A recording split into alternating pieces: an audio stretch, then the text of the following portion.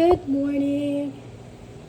Good morning, everyone. So today, it's Monday morning and it's June 15th. So I wake up early.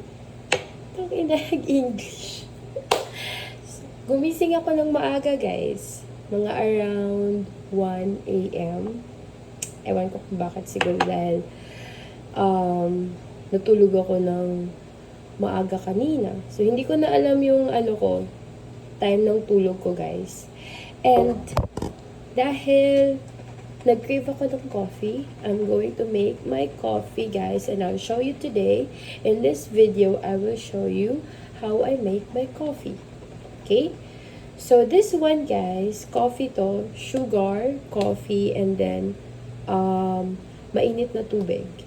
So, minix ko lang siya na yung consistency niya is magiging bubbles. Something like that. Pasensya na kasi dahil sa sobrang init ng tubig, nag-melt na siya. So, yan. Gaganon ko lang siya. Pasensya na pala sa boses ko. May sipon ako. And then, dahil may mga bubbles na siya, ganyan, yan yung consistency na kailangan natin.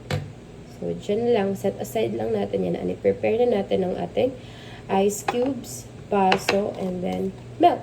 Diba? So, let's get our ice cubes. Yan, lagay natin. Depende sa kung gaano karami na ice cubes yung gusto nyong ilagay. Wala namang, required na dami. Basta kung anong gusto nyo lang. Yan. Isa pa. Yan. Okay na yan. Tapos, eto, balik na lang natin yan mamaya. Tapos, para mas maganda siya, parang static siya tingnan, unahin natin yung milk. Lagay natin yung milk. And, okay. Pwede na yan. Tapos, ilagay natin ang ating bubbled coffee.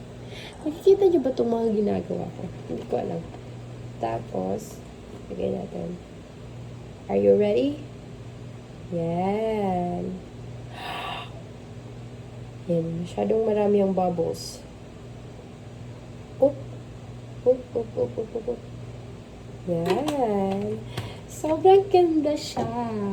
So, this is what we call Spanish latte.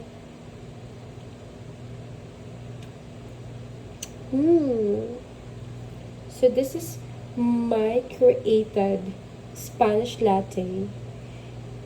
Diba? Ganda niya, guys. Pakita ko sa inyo. Yung, Yan. Diba? Sobrang sarap. Yan, guys. Ooh.